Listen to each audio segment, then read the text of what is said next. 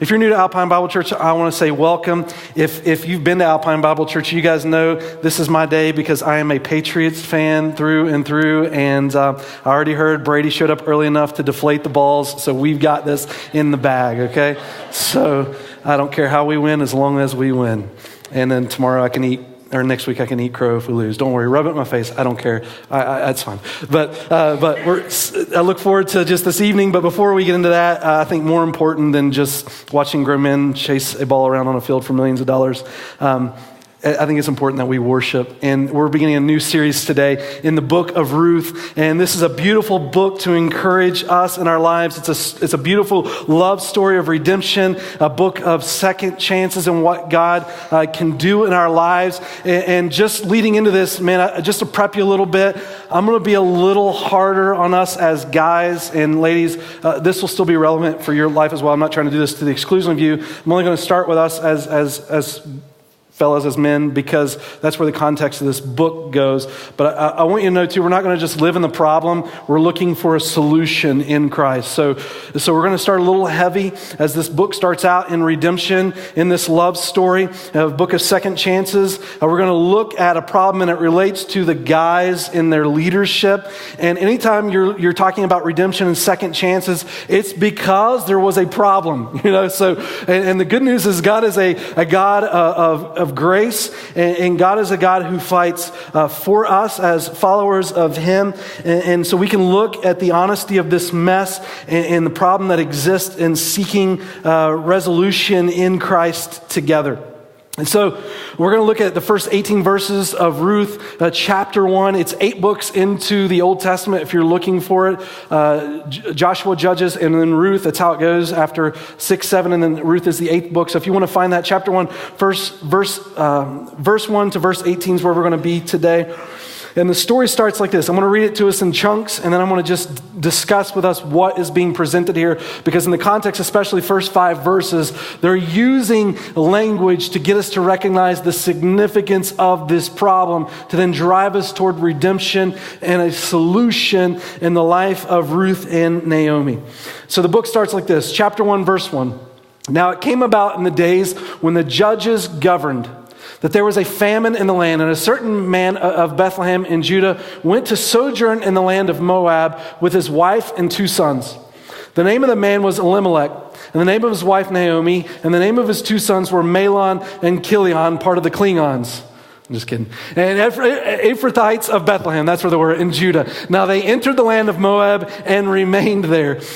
Verse 3, then Elimelech, Naomi's husband, died, and she was left with her 2 sons. They took for themselves Moabite women as wives. The name of the one was Orpah, and the name of the other Ruth. And they lived there for about 10 years. Then both Mahlon and Chilion also died, and the woman was bereft of her 2 children and her husband. So the backdrop of this story begins with a problem. You see in verse 1, it tells us in the context, the very first verse, what the time period is here that's taking place. It's during the time of the Judges. There's a book in your Bible called the Book of Judges. It comes after Moses leads the children of Israel out of slavery into the promised land. Joshua rules. After Joshua, there's really not one predominant leader over Israel, but the series of judges who rule over Israel. And Israel would continue to turn away from God at this moment. And so what it's saying to us is it's introducing the theology that's driving the decisions of these people. And their decision is that they don't want to pursue God, but rather they are God. In fact, if you flip back to Judges chapter 21, verse 25, the very last verse of Judges, it tells us that everyone did what was right in their own eyes. And what it means is when they woke up every day, rather than saying, God, you're the authority over us, they're declaring to God that they are the authority of life. And they sort of had this ad hoc approach to the theology that drives them, meaning when they wake up that day, they make the decision of what will make me happy, and whatever makes me most happy, that's what I'm going to pursue. And so they're in the period of Judges. It's not God that's governing over them, but it's the people leading themselves. The Jewish people have moved from God, and they're determining their own fate by producing a life that honors them as Lord rather than God as Lord. And it tells us during this time period there was a famine in the land. Now, this is, I think, a divine judgment of God on the people of Israel at this time. I'm not going to go out and say, and I don't think it's healthy to say, that every famine that ever exists is a judgment of God. What we can do is look at the particular people group at this place and recognized God wanted to work through a particular people group in a particular location in their pursuit of him. And he says to them, as they follow him, he will bless them. And when they don't, there will be divine judgment upon them. And so what's happening in this is God's disciplining them. God's bringing a famine in the land. And the interesting part about this famine is that they're identifying one man in a particular location, and that particular location is Bethlehem. And the irony of Bethlehem is Bethlehem means the house of bread. And the place God leads his people, in a town called the house of bread, God's people are experiencing a famine. And so God is restricting his provision. And God then lets this story be told through a man named Elimelech. And his name literally means God is my king. And the irony behind this name, while he's living in Bethlehem, a place of God's provision, the house of bread, is that while Elimelech's name may mean God is my king, Elimelech is not subjecting himself to God. Elimelech rather is seeing himself as God. And so he's making decisions and ruling. It's sort of like people today that call themselves Christian but give no indication by the fruit of their life that they truly belong to Jesus nor know him. And so Elimelech in his life is identifying this by the choices that he's making that's unfolding in this story. And it tells us that Elimelech then decides with his family to move to a land called Moab. And Moab was a place about 30 to 50 miles from the area of Bethlehem. Moab was a place and a people group that God had told Israel to abstain from. In Deuteronomy chapter 23, when Israel was passing through the land of Moab, the Moabites offered no provision to help Israel on that journey. And so God told the Israelites to stay away from them. And God knew with the different people groups worshiping false gods around them that it would persuade the people to pursue false gods. And so the Moabites were one such group. In fact, he told them in Deuteronomy chapter 7 that if they would marry them, that it would affect future generations in a negative light. And so with this decision, Elimelech, though, while God tells them to avoid the Moabites, Elimelech then makes the decision to move into this land. And it tells us in verse 4, when he makes this decision to move into this land, that they're there for 10 years. Now, the history of the Moabites began with the story of Lot. Lot had sexual relationships with his own daughter, and from that, the Moabites were born. And God tells them in this story to stay away from these individuals that are pursuing false gods. But what we find in verse 4 is that Elimelech moves his family there and that they're there for 10 years. And so what it's identifying for us is that they have no fellowship with God's community. That in a sense, they're not in a church, they're not with God's church for over 10 years. And so while Elimelech has a concern for the provision of his family financially, he has no concern with his provision of his family spiritually. And so Elimelech is making this decision, but he's making this decision without considering the entire totality of the health of his family. All he thinks about is he's a man, his job is to put food on the table. Guys, I think it's worth considering just for a moment your responsibility. When God created you, he created you for a purpose. And God gave you opportunity to have family. And in fact, when Paul considers the description of godly men in 1 Timothy 3, he says something about identifying godly men by the way they work within the context of their relationships, most specifically in the context of family. In 1 Timothy chapter 3, when Paul's telling Timothy how to oversee the church, he looks to Timothy and says, identify godly leadership and do it this way. He must be, talking about an elder, he must be one who manages his own household well, keeping his children under control with all dignity. But if a man does not know how to manage his own household, how will he take care of the church of God? Deacons also, in addition to elders, must be husbands of only one wife, which means literally a one-woman man. It means you, as a man, a covenant before God in marriage, make that covenant to keep your eyes fixed on your wife and no other. So husbands of only one wife and good managers of their children and their own household. And so the theme in the context of these verses, when Paul considers godly men demonstrating this in life, it deals with the management of the home. Now, when we talk about managing, I think it's important to say this is not talking about a tyrant, an authoritarian, someone that's just dominating and putting people in their place. A manager is one who oversees. And managers, good managers, recognize that when they manage, they may not be gifted in every area of management. But when it comes to the idea of family, maybe there's certain gifts that your wife has that you don't possess. And so you lean into her giftedness as you oversee the health of your family, not just monetarily, but mentally, physically, spiritually. How is the family? What Paul is really saying to us here, guys, is in the context of the church, you may have elders, you may have someone in the position of pastors, you may call me a pastor, but when it comes to your home, guys, the pastor of your home is you.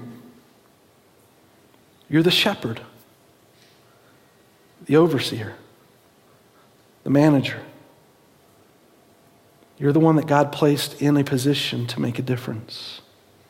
In fact, when God first created family, Genesis 1:26-27, he created man and woman in his image. And in verse 28, this is what he says to man and woman. God blessed them, and God said to them, be fruitful, multiply, and fill the earth, and subdue it, and rule over the fish of the sea, and over the birds of the sky, and over every living thing. Like when God thought about how to bless the world, the first thing he didn't discuss was church. The first thing he didn't discuss was government. The first thing he discussed was family. A community, a nation, a church, it's only as strong as the health of its family. And so what he's saying in Genesis 1:28, rather than complain about the condition of the country or the condition of whatever you're surrounded in and whatever context that puts you in, consider the influence that you have and the giftedness of family. There's no better place. Sometimes you may feel like you're with your family 24 hours a day, 7 days a week. But there's no better place to have a godly influence, to make a difference in the world, than with someone you have such close relationship with. And so it's recognizing not only is it a responsibility, but it's also an opportunity to be fruitful and to recognize that God's placed you in a position to oversee, to shepherd, to pastor, to manage, to make a difference. In the backdrop of Ruth, as the story starts to be told to us, it's helping us to identify the problem in hopes of discovering redemption, that where God placed Elimelech to lead, where he led was his family into destruction. And in fact, when you read the context of the story, I'll get to that in a minute, but when you read the context of this story, Elimelech's sons follow in his example. Meaning, if God wasn't important to Elimelech, and his kids recognize, why should he be important to us? In fact, his kids' names, Elimelech chose to name his kids not even Hebrew names, but Canaanite names. And you know anything about Jewish lineage, names have a lot to do with identity. And Mahlon and Chilion literally mean sickness and death. Now guys, look, I don't think Elimelech's like waking up and he's like, man, how can I destroy my family today? But in his unintentional pursuit of not considering the management of his home, the demonstration is that his kids start to reflect what the dad is emulating in his life. And so just as the Lord isn't important to Elimelech, so it's not important to his kids, and his kids reflect sickness and death. And so maybe the question for us is, Dad, what do you model in the home? Or maybe parents. What do you model in the home? What are you helping your kids become a follower of? I mean, Elimelech's monetary gain, that's most important. But when the kids take a step back and they see how you prioritize your life, what would they say is most important for their life? I can think for me, just recently driving across the country, we decided to make that drive in pregnant wife and 2 kids. It was a genius idea on my part. But we make that drive, save a couple of thousand miles. My family traveled great, by the way. Wife's bladder held strong, and it was good. So making that journey, I remember towards the end of it, one of my kids just piped up and said, I can't wait till I'm in control, Dad. And I look back, I'm like, really? I can kill? No, I'm just kidding. But can't wait till I'm in control, Dad, and I can do whatever I want. And I'm like, you think that's what it means to be a dad? Like, he recognizes he's under authority, but what about me? Like, I have a wife, I have kids I'm responsible to, but not just that. Sometimes we have employers, and ultimately, I'm under God's authority. When you read the Apostle Paul's writing to parents and to children, one of the things he says to kids, Ephesians chapter 6, he says to kids, kids, honor your father and mother. Like if you've had kids and they're at any age where they can all of a sudden start talking, you begin to recognize in their back statements, man, if you could just have a little more honor and respect, like how important that would be for me to be able to speak into your life. Especially when you turn teenager, right? But let me ask you, parents, how do you model the authority that you're under in life? Right? Well, knowing that ultimately you're under God's authority, and because you're under God's authority, that should affect the relationships that you have with everyone else in this world. How do your kids see you model the authority that you're under with God as it relates to other human beings? When they cut you off in the road, what words do your kids hear you utter? I mean, I think as a parent, you look at your kid and you're like, honor, respect. How can I get this in your heart, you rebellious child? How can you experience it? But then the question is really for you, how do you model that for them? When it comes to Elimelech and the modeling of authority, what he said to his children is what was most important to him was him. And so what's produced within his life, though I don't think Elimelech's pursuit was, I want to figure out how to kill my family. I want them to be sick and dying. He made no pursuit to help them honor what was great in life. And so what was produced was death. What are you helping your kids become followers of? Now that's kind of heavy for a minute, so let me stop here for a second and just say, I don't say all this, guys, men, women, so that guilt becomes your motivator. I don't think guilt is a good motivator at all. It's not very lasting in your life, in anyone's life. But I think it is important to challenge us, and just to look and just ask the question, like, what am I helping my kids pursue in life as what matters? Guilt is not a good motivator, but here's what is: love. Like, how much do you love the Lord? And prioritizing of everything else in your life, how much do you love the Lord? And is it demonstrated by the way you prioritize your life? I think it even happens when you love the Lord. It even transpires in the way that you talk to your children, because look, as parents, sometimes when our kids don't honor and respect us, the thing that we want to do is to immediately modify their behavior to fall in line, and we'll become like these tyrants over them. But God's not just interested in modifying their behavior, but where he's interested in ever modifying behavior, he's interested in transforming their hearts. And that's the way Jesus treats you. Like, we look at this story, and you can see the beginning of Elimelech, and you're like, my life kind of, in some ways, my life models Elimelech. I don't want to demonstrate this sickness and death. And so how do I get out of this? Well, I think it's important the way that you view God. I want you to know when God comes to this passage with us, and our heart's about worship, God's not about you against him and you walking with guilt in that. Like, God is for you, and God wants to transform your heart, and God wants to welcome you in relationship to him, because God loves you.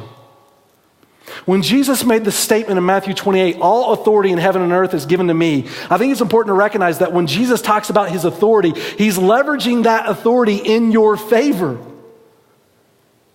not against you. And so when you look at this story, it's not trying to make guilt be your motivator, but just look in your heart and say, okay, what's happened here? And then answering the question, okay, God, how can I start to model my love for you in a way that's just authentic before my family? How God, can you be that authority? How can I prioritize my life so my family doesn't see sickness and death being emitted from me and start to emulate that, but rather, how do they see the life of who you are and my love for you coming out of my life? I didn't want to be a hypocrite in this, and so I brought my kids in after reading these first 5 verses, and I just said, hey, I was in my office, and I said, hey, this is what your father's going to share with people. What do you feel like Dad has used to help you guys pursue the Lord? And my kids, they told me to tell you this, okay? So if you want to know, like if you're as a parent, you're like, okay, I'm at a stage where I got young kids. I got a 4-year-old, a 7-year-old, and a baby on the way, right? What is it pastor uses to help influence his kids? Let me just throw a few things out for you. The Jesus Storybook Bible is a great Bible to read to your kids. It tells stories of the Bible, but shows how all the stories tie to Jesus, which is just like Ruth. Like Ruth is a picture of Jesus. In fact, Ruth became the great-grandmother of David, who was of the lineage of Jesus. And so while we're going to see redemption in Ruth in this story, it's also an ultimate example of what Jesus would do for us. Storybook Bible goes through big stories of the Bible, ties it to Jesus. If you're reading the Bible for the first time, I would tell you this is a great thing to pick up even for your own personal sake. Like you could read one of these stories with your kid at night.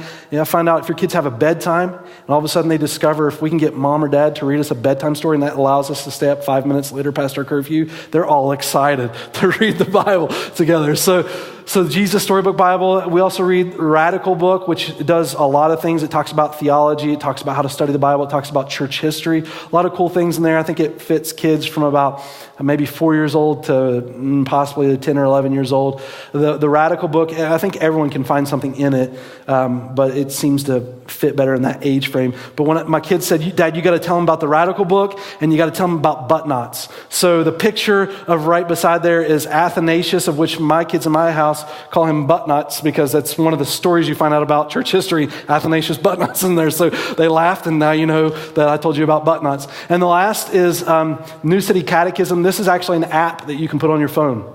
And catechisms, it asks a question, gives an answer. It also, this catechism is by Tim Keller. It also has a song related to the answer to a theological question. It gives a Bible verse related to the answer to the theological question, and it gives commentary. The cool thing is, with the New City Catechism, you can turn it on kid mode or adult mode. So if you want to just use it for your own personal study, you can do that. But it's helpful for kids as well. My kids have really appreciated the New City Catechism. And so there's just a couple of things for you. If you're just figuring out how can you do this, how can you lead your family, just thinking about pushing and encourage them towards pursuing God in a relationship with Him. Those are some ways with young kids. I tell you, if you have kids that are older, middle school, high school age, parents, I'd tell you, books on missionaries, challenging them as a parent, just to read a book of the Bible. Like this summer, each month, pick a book of the Bible and read it with them, and then talk to them about it.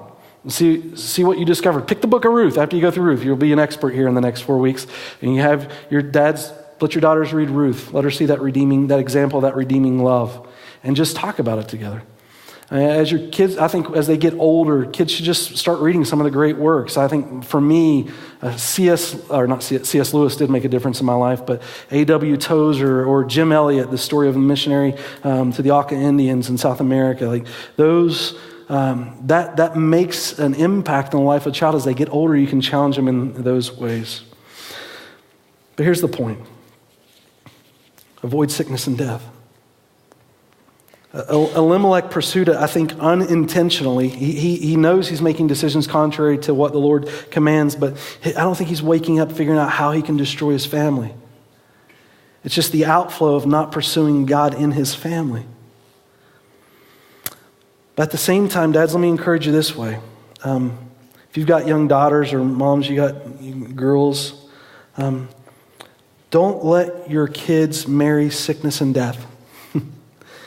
And you look at the story, I think as much as it's encouraging men to be there for your families, or even moms, how to encourage your families, I think on the flip side too, at some point, someone allowed these girls in the story to marry sickness and death. And dads, you are the gate to your home. And what I mean is, when a young boy comes around, you be like, you want to date my daughter? Well, you got to date me first. You want to buy her flowers? You buy me flowers. You buy her chocolate? You buy me chocolate. You want to find out what this young man is all about. In fact, the Apostle Paul says it like this when it comes to marriage. 1 Corinthians 7:39, he says, a wife is bound by law as long as her husband lives. But if her husband dies, she is at liberty to be married to whom she wishes. But then he says this caveat, she's only to marry in the Lord. Meaning what Paul is saying is the two most important decisions you make in your life are this: who is your God and who will you marry? The two most important decisions you make in life: who is your God and who will you marry? Who your God is will determine your identity and the pursuit you have in life, and who you marry should be something that you should be able to share the most sacred identity about you. Which is why Paul is saying, only in the Lord. And so the argument could be made for, I heard a pastor say this anyway, for these two men that moved to Moab. But Dad, the Moabite women are hot. And the answer is, well, so is hell, son. It doesn't necessitate that that's right. I've heard people say it like this, and don't amen this, but it's better to be single and free than it is to be married and miserable. No one amen it. Good. Saying you're a Christian, that a young man comes in, wants the hand of your daughter. Saying he's a Christian. Who cares? I mean, that's the popular statement in society. I'm a Christian too. Does he really follow Jesus? Maybe our younger or our older adults here, a little wisdom in life, having some experiences come your way. Let me just ask you, when you think back to your 20s, if you can remember this, maybe some of you were married in your early 20s. How much did you really know about what love would entail in that relationship? Or caring for a family, or managing a house, or taking care of finances? How many of you were like, man, had it all figured out? I'm no wiser than when I first began this journey, right? I mean, none of us. Life experiences come your way like, I didn't know that one. I'm glad I've learned that. I kind of made a mistake here, but I've learned from this decision as well. I'm glad God protected me from that decision, because had I gone the other way, it would have been worse. Like, that we gain wisdom in life. And so when it comes to handing your young one off to another one, like, how is that going to go for them? I mean, you know what it was like for you before you got married or before you started walking life as an adult. Do you really think they have it all figured out? How can you rest confident? Can I tell you? You ask that young man, what's your authority? What do you really bow down to? Is it Judges 21:25, doing whatever's right in your own eye? What do you choose to respect with your life? I can tell you, when it comes to that young man, he may not have it all figured out. But if he surrenders his life to the Lord, his pursuit should be to honor his bride. He may not always do it perfect, but his pursuit before his God is to honor that woman as a gift. That's why Paul's saying, when you marry in the Lord. The greatest decisions you make in your life: who is your God and who will you marry? God, in this story then, as you look at this problem, I just think it's worth just saying to us that it is sobering to consider the power of who you marry in life can affect multiple generations. Marriage isn't just about you and just feeling loved. It's not. God gave us the freedom in the context of marriage that can determine or set a path for generations beyond you. And so the idea of marriage, I think, is one to just be considered not so lightly and not so selfishly. And so when it comes to these young men, Mahlon and Chilion, they marry in a place where they know God told them not to. And all they had to do was take the longer road. A 2 to 3 days journey back to Bethlehem. And guys, sometimes it's better for us than just taking whoever's in front of us to take the harder road, to honor God in the way that He desires to affect generations beyond us. It's not about just a good time, it's about a legacy. And maybe even when it comes to deciding how we move as a family. A $10,000 raise on the front end may be great, but on the back end, it could seriously cost you. You look at Elimelech. I'll move for a pay raise, but separate my family from any health as human beings.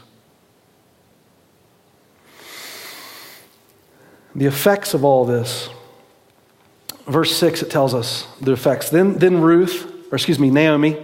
Then Naomi arose with her daughters-in-law that she might return from the land of Moab, for she had heard in the land of Moab that the Lord had visited his people in giving them food. So she departed from the place where she was and her 2 daughters-in-law with her, and they went on the way to return to the land of Judah. I'm going to skip on just a little bit to verse 11. It says, "But Naomi said, 'Return, my daughters. Why should you go with me? Have I yet sons in my womb that they may be your husbands? Return, my daughters, go, for I am too old to have a husband. If I said I have hope, if I should even have a husband tonight and also bear sons, would you therefore wait until they were grown? Would you therefore refrain from marrying? No, my daughters, for it is harder for me than for you, for the hand of the Lord has gone forth against me.'"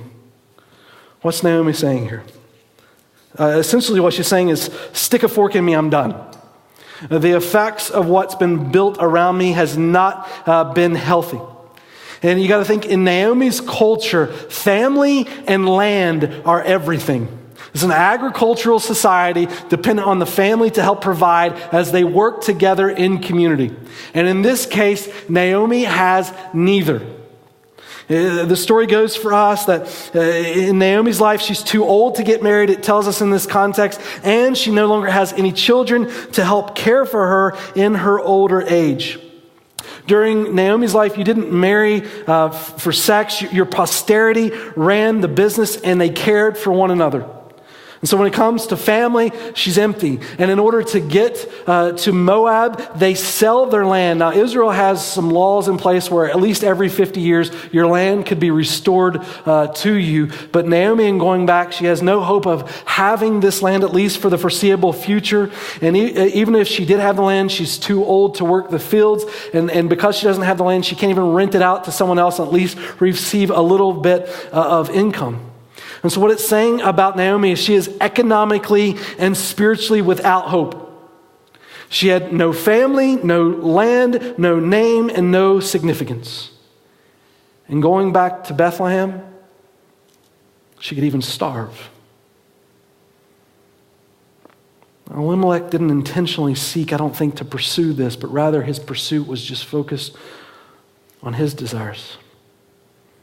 Leaving just to say, and some of the greatest pain I think we experience in life is because family, not choosing to walk with the Lord. So the question then is, what needs to happen to help my family walk with Jesus? And I remind you, we get to a place like this, and it's not to guilt us, it's not to shame us, but it's to challenge us. Because in the context of the story, as it's now presented the problem, it's then going to talk about the solution. And so the story with Ruth starts to unfold here now. As Naomi has told Ruth to return to her family, Ruth then makes a decision that will greatly impact both her and Naomi. And so it tells us in verse 15, Naomi says this, then she said, behold, your sister-in-law, Orpah, has gone back to her people and her gods. Return after your sister-in-law. And so Naomi here is doing the reverse of evangelism. She's like, okay, I've come to this land with my God, and I'm now telling you to pursue other gods. This is not good advice Naomi is giving in her hardship. But then it goes on in verse 16. But Ruth said, do not urge me to leave you or to turn back from following you. For where you go, I will go. And where you lodge, I will lodge. Your people shall be my people, and your God my God. Where you die, I will die, and there I will be buried. Thus may the Lord do to me and worse, if anything but death parts you and me. And when she saw that she was determined to go with her, she said no more to her. Now, this is certainly an act of God's grace intervening in their lives here, but because let me just encourage you, while we look for redemption, while we look for hope, statistically, I don't really want to argue with this. I don't want to undermine anyone's influence in the home, but statistically, in the home, if dad follows after the Lord, the family as a whole is more likely to follow after the Lord. Now, Mom, it doesn't mean your influence isn't important. Your influence is important. But Dad, for whatever reason, statistically, when you pursue Jesus before your family is more apt to pursue Jesus as a family. And here in this story, it's telling us there's always a place of redemption. Like, we can look back in your past. We can all look back in our past and say, yes, we have regrets. We have regrets. But as long as you pursue the Lord, there's always hope. There's grace. There's redemption. God covers your past so that you can live in your future with him. Just because you've made mistakes doesn't mean you need to repeat them. You can make a decision to follow Jesus today. Right?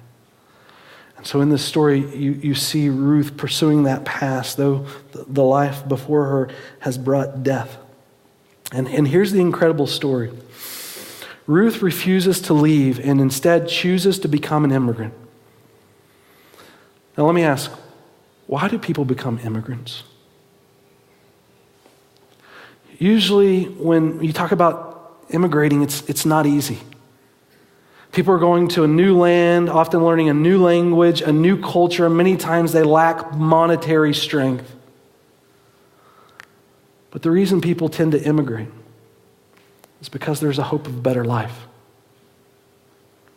But when Ruth chooses to immigrate, she's actually immigrating with the anticipation not of a better life, but of a worse life.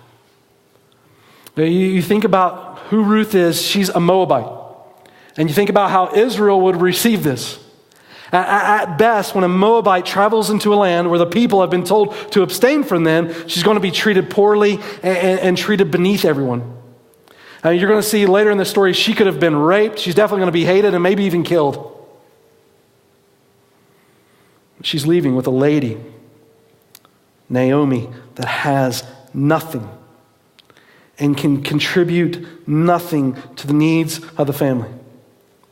Yet Ruth says this incredible statement, may the Lord deal with me, even death, if I were to leave you. And so in this story of her immigrating, she forsakes comfort for a greater reward because she's leaving safety in her own land where her faith will die to grab a hold of risk so that her faith will grow. If they both go to Israel, Naomi may live. If Naomi is going to have any kind of life, Ruth has to risk throwing hers away. And so Ruth impoverishes herself so that Naomi can be rich. She leaves the worldly luxuries for the plan of God in redemption. But for Ruth, immigrating was not about a better life as far as physically in this world, but rather a godly life. And so we ask the question, why would Ruth do this? I think twofold. One, if she didn't, she knew likely Naomi would die. But with Ruth, there was a second chance. And two, Ruth loves the Lord. She knew going to the land where God had called his people There was hope. And in fact, the reason we know this, look at verse 17. Where you die, I will die, and there I'll be buried. Thus may the Lord do to me, and worse, if anything but death parts me from you. When Ruth refers to her faith, she doesn't talk about Naomi's God. She refers to the Lord. And the word Lord here is in all caps.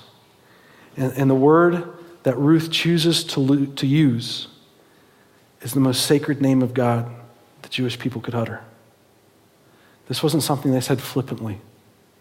This is something they said in faith. Ruth came to know the Lord. How? In the midst of sickness and death. In some way, Naomi modeled it for her. Naomi models this relationship with God, and in turn, Ruth provides life to Naomi. And here's the irony of the story. Elimelech and his family left Moab expecting everything the world had to offer apart from God, and they ended up with nothing. Yet they came back to Bethlehem with nothing in this world, and in the Lord they had everything they needed.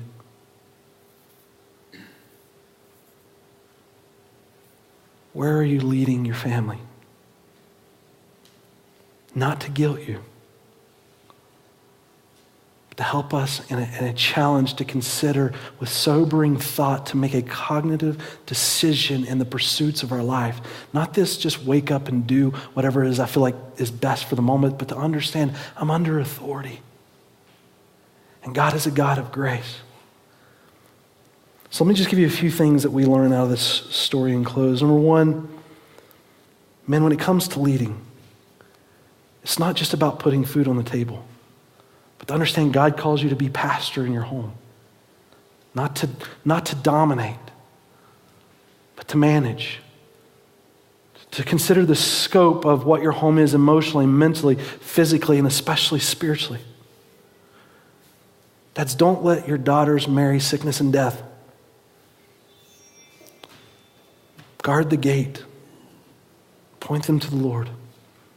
Help them to recognize if they truly want to find love, if they truly want to be honored in life, find a young man that's willing to confess with his lip that he desires to honor God. Because in honoring the Lord, he will honor her if his heart belongs to him. Two, in the midst of our failures, God's grace shines. Like, just because we fail doesn't mean God's finished with you.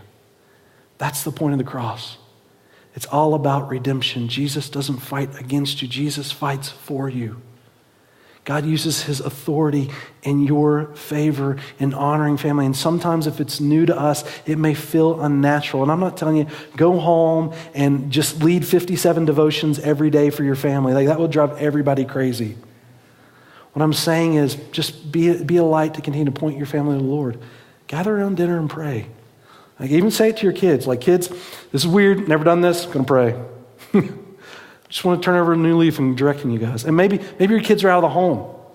Maybe you don't quite have that influence. Maybe you're not the one in managing over them anymore. Maybe you're sort of that sage of wisdom that you can impart advice every once in a while. You can't be that strong influence that you were when they were under the roof. And so maybe you say to them, in your younger years, I do have a little bit of regret.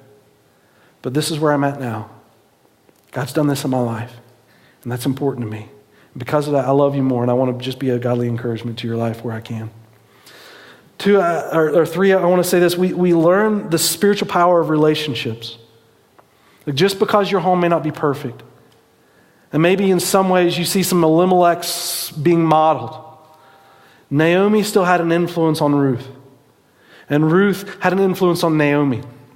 And so in the midst of that, don't underestimate the power that you have in the relationships that you possess and the way that you can influence it for the Lord. Your home may not be perfect, but no one's is. And can I tell you, nagging won't make it better.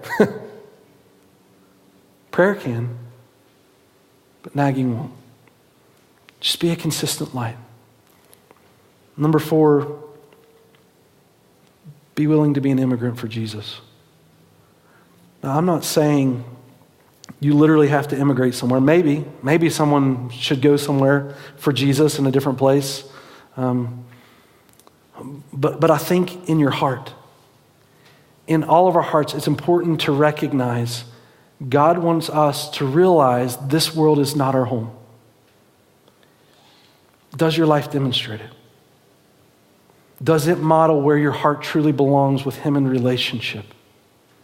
Are you willing to not maybe pursue the raise for the benefit of your family? Are you willing just to consider the totality of what it means to pastor and to shepherd and to oversee the well-being of your home? To even give up things for the benefit of your family and to experience the grace of God in relationship. I think the book of Ruth starts with irony for us. To see how our hearts tend to pursue the things of this world and to prioritize it. But in the end, just to simply ask the question, for what? For what? Like, yeah, your bank account might get bigger, but in the end, it could really cost you. Sickness and death. You have an opportunity instead to really make a difference in this world. I don't want you to just turn on the news and complain about the way things are.